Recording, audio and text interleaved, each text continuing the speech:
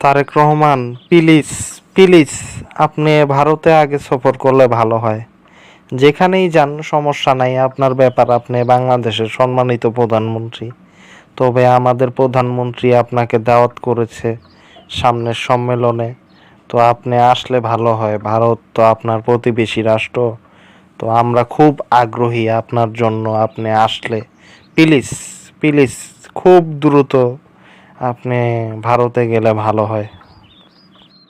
ঠিক আছে, কিন্তু সমস্যা হইল ভারত তো আমাকে বাংলাদেশের প্রধানমন্ত্রী হিসেবে আমন্ত্রণ জানায় নাই, বিমস্টেকের সভাপতি হিসেবে।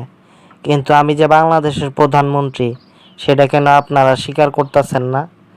এবং সেই অনুযায়ী কেন আপনারা আমন্ত্রণপত্র পাঠাইলেন না আমার কাছে? এগুলি ধানাই ফানাই করেন আপনারা। বাংলাদেশের প্রধানমন্ত্রীকে বলেন তো, আগে এটা বলেন। আমি যদি বাংলাদেশের প্রধানমন্ত্রী হই, আমারও ওইভাবে সমর্থন জানাইতে হইব, এবং সেই সমর্থন দিয়েই আমাকে আমন্ত্রণ জানাইতে হইব বাংলাদেশের প্রধানমন্ত্রী হিসেবে। বুঝছেন? ঠিক আছে মাননীয় প্রধানমন্ত্রী, আপনি তো অবশ্যই বাংলাদেশের প্রধানমন্ত্রী। ওইখানে হয়তো ভুল হয়ে গেছে, প্লিজ এই ভুলটাকে আপনি ক্ষমা সুন্দর দৃষ্টিতে দেখবেন। প্লিজ আপনি আসেন, আপনার জন্য আমরা খুব অধীর আগ্রহে বসে আছি। আপনি রাগ কইরেন না, মন খারাপ কইরেন না, আমাদের মোদিজি আপনার জন্য বসে আছে। প্লিজ আসেন। আপনি না আসলে কেমন হয়, আমাদের প্রতিবেশী, এটা খুব খারাপ দেখায় না? আপনি আসেন ভারতে, আপনার জন্য আমরা অপেক্ষায় আছি। খুব সম্মানিত ভাবেই আপনাকে ভারতে আমরা খুব ভালোভাবেই রাখবো। আপনি ভারত সফর করেন প্লিজ।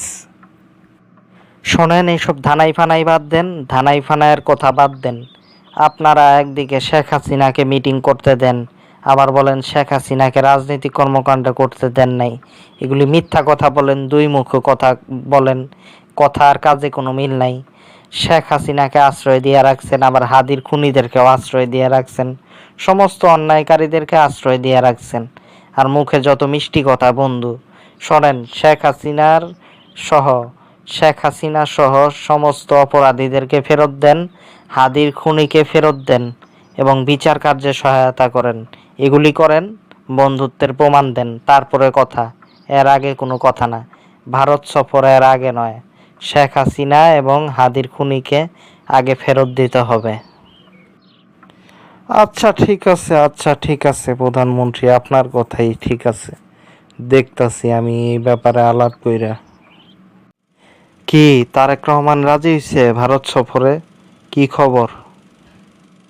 আরে না, আরো অনেকটি কথা শোনায় দিল। শেখ হাসিনা আর হাদির হত্যাকারীদের নাকি ফেরত দিতে হবে।